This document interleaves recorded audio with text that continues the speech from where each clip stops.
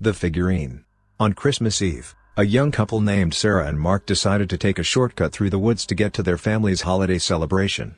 As they walked, they heard strange noises and saw shadows moving in the trees.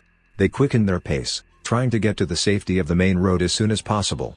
Finally, they saw the lights of the main road up ahead and let out a sigh of relief.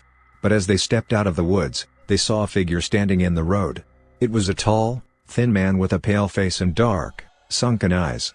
He was dressed in tattered, old-fashioned clothing and carried a large bag over his shoulder. Sarah and Mark froze in fear as the strange man approached them.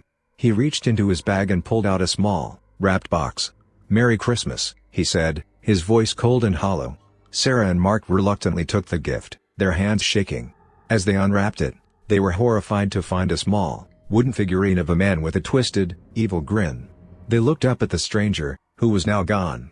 As they made their way to their family's celebration, they couldn't shake the feeling of dread that had settled over them. They tried to enjoy the holiday, but every time they looked at the figurine, they were filled with a sense of foreboding.